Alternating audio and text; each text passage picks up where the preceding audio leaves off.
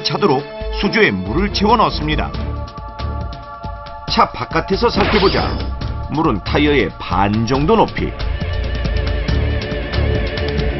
이제 이 상태에서 스턴트맨이 시동을 걸어볼 텐데요.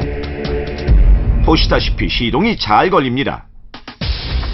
그리고 저단기어로 놓고 서서히 운전을 하자 앞으로 잘 나가는 자동차.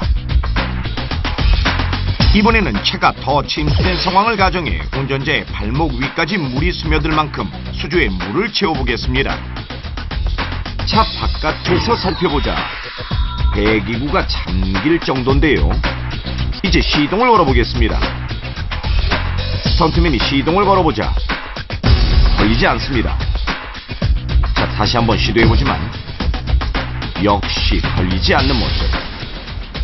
이렇게 시동이 걸리지 않는 이유는 바로 운전자의 발목 부분에 엔진을 제어하는 컴퓨터 장치가 있기 때문. 이때 스턴트맨이 차 문을 열어보자 쉽게 열립니다. 따라서 실제 침수 상황에서 시동이 꺼질 때는 차 문을 열고 안전한 곳으로 대피하십시오. 그리고 이후에 차량을 견인 조치하는 것이 가장 현명한 방법. 그런데 이때 절대 하지 말아야 할 행동이 있으니 시동이 꺼졌다고 다시 시동을 거는 것입니다. 어차피 엔진을 제어하는 장치에 물이 들어가 시동은 다시 걸리지 않는데요. 침수된 차라도 이후에 견인에 수리하면 다시 사용할 수 있지만 시동이 꺼졌을 때 다시 걸게 되면 엔진에 치명적인 손상을 줘 폐차해야 하는 지경에 이르게 되는 것. 뿐만 아니라 반복해서 시동을 거는 동안 물은 점점 차올라 탈출하기 힘들어지는데요. 차 안에 점점 물이 차올라 운전자의 무릎 이상이 되면 차문이 더 이상 열리지 않습니다.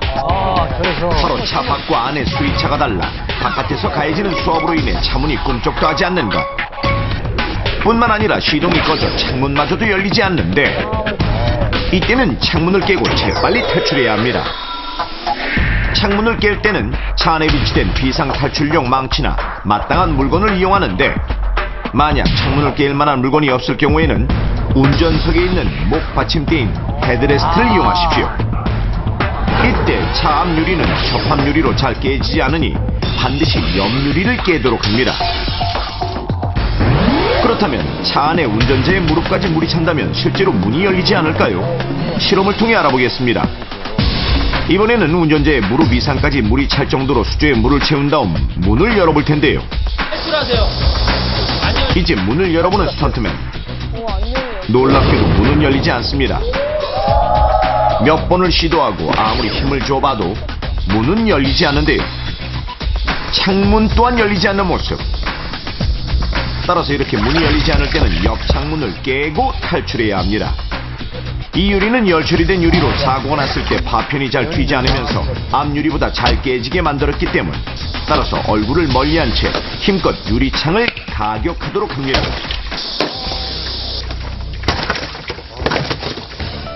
자, 유리창을 깨고 차 밖으로 탈출 성공! 자, 그렇다면 운전자의 가슴 부분까지 물이 차오르면 어떻게 될까요? 어떡하죠? 나오세요! 다시 한번 문을 열어보는 스턴트맨. 다 참아요. 역시 문은 열리지 않고 두 발로 힘껏 차보지만 소용없습니다. 스턴트맨의 움직임조차 불편해 보이는데 보기만 해도 아찔한 상황. 자, 그렇다면 이대로 문은 절대 열리지 않는 것일까요? 이번에는 운전자의 목 부분까지 물이 찰 정도로 물을 채운 다음 스턴트맨이 문을 열어보도록 하겠습니다. 어느덧 물이 차올라 스턴트맨의 목 부분까지 아슬아슬하게 차 있습니다. 이제 스턴트맨이 문을 열어볼 텐데요. 보셨습니까? 놀랍게도 쉽게 열리는 문. 문을 열고 차 밖으로 나온 스턴트맨. 탈출에 성공입니다. 차 안에 물이 들어올 때 저도 당황스럽고 많이 놀래고 그러는데 절대 그 상황에서 당황하지 말고 침착하게만 행동하시면 충분히 빠져나올 수 있을 것 같습니다. 보통 차 밖과 안의 수위 차이가 20cm 이하일 경우에는 차 안과 밖의 기압이 같아져서 문이 열리게 됩니다.